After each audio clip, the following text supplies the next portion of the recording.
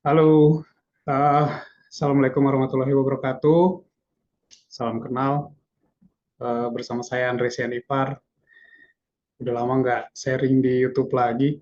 Saya mau sharing, tapi sebenarnya ini gara-gara banyak banget akhir-akhir ini karyawan saya yang menghadap saya minta surat keterangan kerja. Jadi alasannya adalah untuk pencairan JHT 10%. Ya betul, JHT itu bisa dicairkan 10%. JHT itu singkatan dari Jaminan Hari Tua, salah satu program dari BPJS Ketenagakerjaan. Jadi saya ingin sharing terkait Jaminan Hari Tua BPJS Ketenagakerjaan dikhususkan untuk semua karyawan saya yang mau mencairkan JHT 10%. Saya sudah membuat uh, presentasinya. Jadi saya mencoba untuk menjelaskan melalui slide yang saya buat ini. Judulnya adalah ini. Saya tidak menyarankan mencairkan saldo JHT yang 10% ataupun yang 30% ya. Jadi di BPJS Ketenagakerjaan itu ada eh, dulu 4, sekarang ada 5 program dari BPJS Ketenagakerjaan. Pertama adalah jaminan kecelakaan kerja, kedua adalah jaminan kematian, ketiga adalah jaminan pensiun, keempat adalah jaminan hari tua, dan terakhir adalah jaminan kehilangan pekerjaan. Kalau untuk jaminan kehilangan pekerjaan ini program yang baru dibuat di tahun 2021.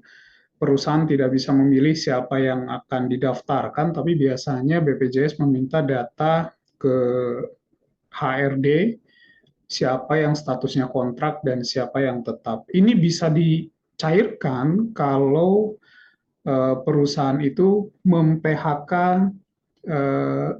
karyawannya, jadi bukan mengundurkan diri. Syaratnya adalah eh, di PHK. Nanti kita bahas di lain kesempatan.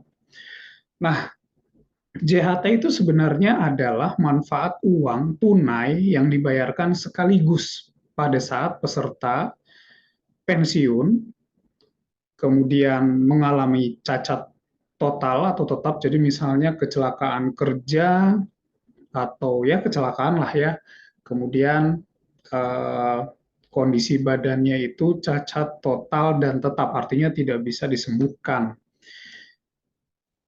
Kemudian meninggal dunia dan PHK atau mengundurkan diri. Jadi PHK misalnya karena perusahaan mengadakan efisiensi atau sebagainya, mengundurkan diri, permintaan pribadi, dan terakhir adalah meninggalkan Indonesia selama-lamanya. Jadi, JHT itu ada iurannya. Iurannya itu 2% dipotong dari gaji pekerja atau karyawan, dan 3,7% dibayar iurannya dari perusahaan. Jadi totalnya adalah 3,7%. Kemudian saldo JHT itu bisa kita lihat melalui aplikasi di Android, namanya aplikasi JMO, Jam Sostek Mobile, atau bisa dilihat juga di website www.sso.bpjsketenagakerjaan.go.id. Akunnya sama, syaratnya harus register dulu dan kita harus tahu nomor kartu BPJS Ketenagakerjaan kita. Nah, apakah apakah JHT bisa dicairkan sebagian? Jawabannya bisa. 10% untuk persiapan pensiun dan 30% DP pembelian rumah atau renovasi. Ini yang tertulis di Undang-Undang BPJS. Jadi tertulisnya seperti itu. 10% untuk persiapan pensiun, 30% untuk DP pembelian rumah atau renovasi. Syarat-syaratnya adalah seperti ini. Pertama, harus masih aktif bekerja. Kedua, kepesertaannya minimum 10 tahun. Ketiga, surat aktif dari perusahaan. Keempat, untuk pencairan sebagian berdasarkan kategori DP pembelian atau renovasi rumah, itu harus ada surat keterangan dari developernya. Nah, banyak yang tanya ke saya juga, kepesertaan minimum 10 tahun ini apakah di satu perusahaan? Jawabannya tidak. Jadi, kepesertaan 10 tahun ini dilihat dari kapan orang itu didaftarkan pertama kali di BPJS Ketenagakerjaan. Jadi bisa saja beberapa company, tapi dia akan dihitung dari awal sampai dengan sekarang apakah kepesertaannya itu sudah 10 tahun atau belum. Nah, saya tidak menyarankan, sekali lagi ya, saya tidak menyarankan. Ada dua alasan besar yang ingin saya sharing ke teman-teman, khususnya pekerja atau karyawan. Pertama adalah saldo BPJS itu tidak didiamkan saja oleh kantor BPJS Ketenagakerjaan. Saldo kita itu diinvestasikan. Ya banyaklah, bisa diinvestasikan ke saham, ke reksadana, atau investasikan modal usaha dan sebagainya ya. Kita tidak tahu detailnya, tapi BPJS menyatakan bahwa saldo yang kita tabung di kantor BPJS Ketenagakerjaan itu diinvestasikan. Dan return-nya atau bahasanya itu hasil pengembangan ya. Return-nya atau bunganya itu kita lihat 3 tahun ini, 2019 sampai dengan 2021, itu 5 sampai dengan 7% per tahunnya. Artinya, pengembangan saldo JHT di BPJS Ketenagakerjaan itu lebih besar dibandingkan bunga deposito di bank. Yang saya coba research, bunga deposito di bank saat ini kurang lebih 2,75% setahun, atau maksimum 3% per tahunnya. Bayangkan bedanya. Kalau di JHT mereka bilang 5-7%, kalau di deposito 2,75 sampai 3%. Contohnya seperti ini. Kita ada simulasikan ada saldo karyawan A. Saldo karyawan A itu besarannya sudah mencapai 10 juta. Kemudian saldonya tidak diambil. Pengembangan saldo di BPJS Ketenagakerjaan biasanya dilakukan di akhir tahun, yaitu di Desember, dan nanti eh, hasil investasinya akan digabungkan di bulan Januari. Jadi, contohnya kalau misalnya per Desember karyawan A ini punya saldo 10 juta, anggaplah hasil investasinya itu 6%, maka di Januari 2020 saldonya akan menjadi 10.600.000. 10 juta ditambah 600.000. 600-nya itu adalah imbal hasil atau hasil dari pengembangan saldo di kantor BPJS Ketenagakerjaan. Simulasi B, ini contoh ya.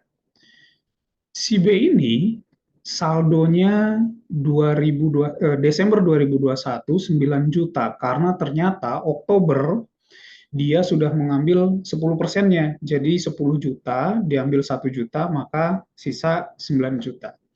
Maka di Desember imbal hasilnya akan lebih kecil. 6% kali 9 juta, maka hanya akan mendapatkan totalnya 9.540. Harusnya dia bisa lebih dapat 6% dari 10 juta, tapi karena dia sudah mengambil 1 juta, maka 6%-nya itu dari 9 juta.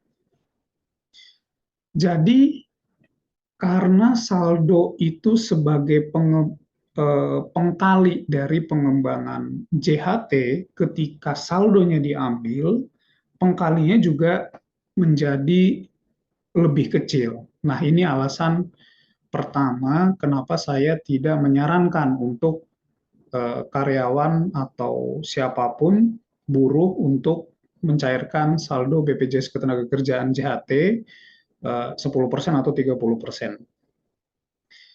Alasan kedua, ini adalah alasan yang paling menarik dan saya coba menjelaskannya eh, lebih menggunakan angka-angka ya, karena ini banyak banget angka-angkanya, yaitu pajak progresif. Ada undang-undang pajak progresif terkait pencairan saldo JHT BPJS eh, Ketenagakerjaan.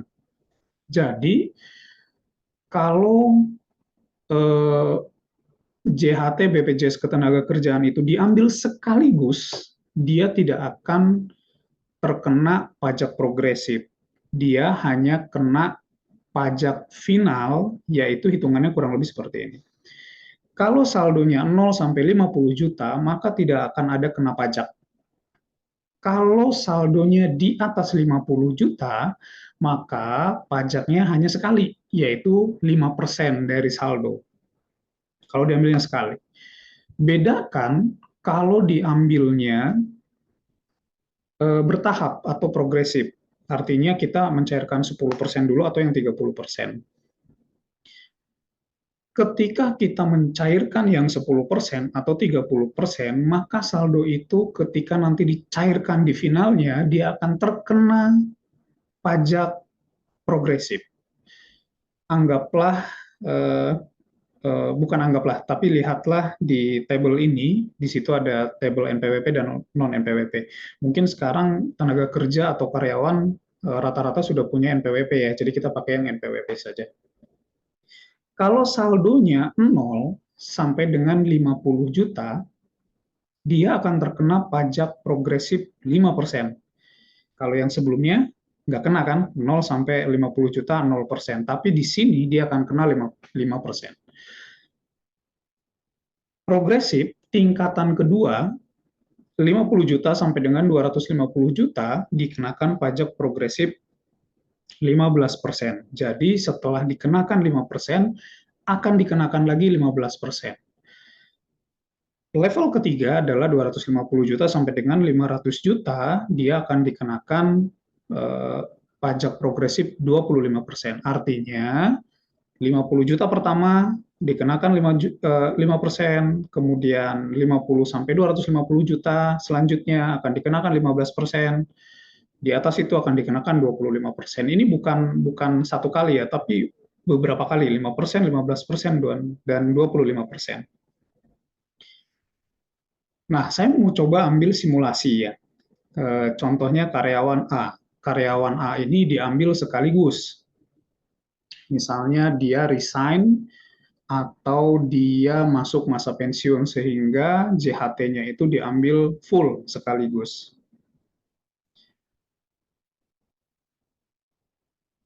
Anggaplah ketika dia resign atau um, masuk masa pensiun, saldo si A ini atau Antol anggaplah totalnya 60 juta. Maka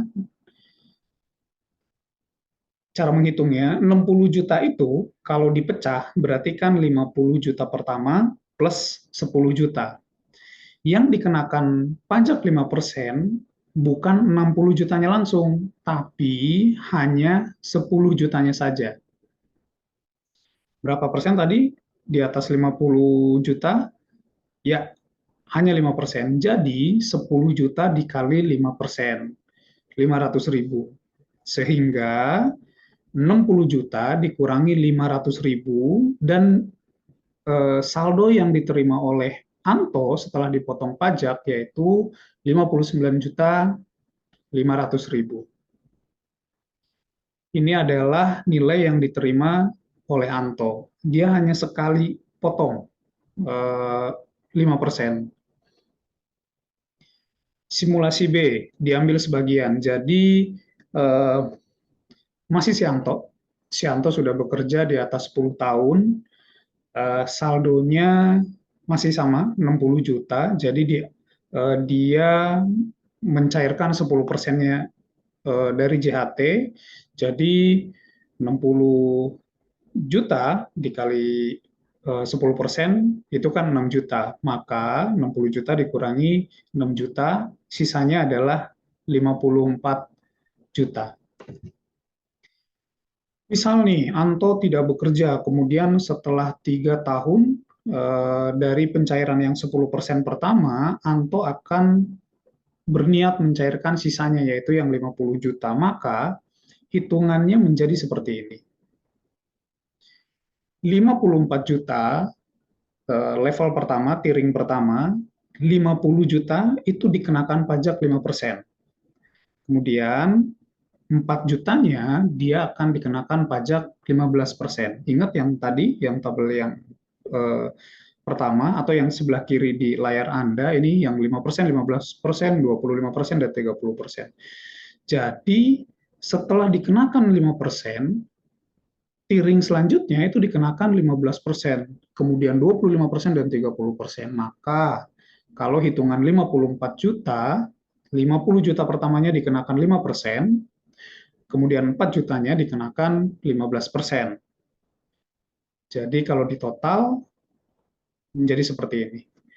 54 juta dikurangi pajak progresif tiring pertama 2,5 juta, kemudian dikurangi tiring kedua 15%, 600 juta. Sisanya 50 juta 900. Bayangkan, Anto akan dipotong pajak 3 juta 100. Itu gede banget, ya. Simulasi C, diambil sebagian lagi. Saldo Anto 60 juta, sama. Eh, diambil 10%, sisanya 54 juta. Nah, Anto bekerja nih sampai dengan pensiun. Pensiun undang-undang kita masih pakai yang 56 tahun. Ternyata saat pensiun saldo Anto 260 juta.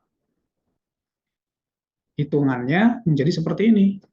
260 juta, tiring pertama atau batas pertama 50 juta, dan batas keduanya adalah 210 juta. 50 juta ditambah 210 juta, 260 juta. Yang 50 juta, tadi dikenakan pajak berapa? 5%. Yang 210 juta dikenakan pajak berapa tadi? 15%. Jadi, Anto hanya mendapatkan 226 juta dari saldonya dia yang 260 juta. Karena 260 juta dikurangi 2,5 juta dan dikurangi lagi 31 juta, 31,5 juta. Wah, kayaknya saya typo nih, harusnya 30 juta. Jadi, Anto hanya akan menerima 226 juta dan kurang lebih potongan pajaknya adalah 34 juta. Itu pajak progresif. Besar banget kan? Nah, pertanyaan saya, kalau gitu mending cairkan JHT-nya sekaligus kan ya? Karena kita hanya dipotong satu kali dan hanya 5%, dibandingkan kalau kita mencairkan 10% atau 30%, maka nanti kita akan kena pajak progresif saat mencairkan sisa saldonya. Terakhir adalah, percayalah, namanya saja jaminan hari tua akan lebih bermanfaat ketika Anda mengambilnya saat pensiun. Karena itu anggap saja tabungan, walaupun dipaksakan ya untuk dipotong setiap bulan, tapi anggap saja itu tabungan. Atau kalaupun Anda mau mencairkan, Anda cairkan ketika Anda sedang tidak bekerja. Jangan ketika Anda masih bekerja. Potongannya besar banget, dan itu sayang banget. Yang lainnya, Anda juga akan kehilangan hasil investasi karena saldonya sudah berkurang. Itu saja dari saya sharing mengenai JHT BPJS Ketenagakerjaan. Semoga informasi yang saya sharing ini bermanfaat. Kalau ada senior-senior atau teman-teman HRD yang mau sharing, silakan komen di kolom komentar. Terima kasih. Assalamualaikum warahmatullahi wabarakatuh.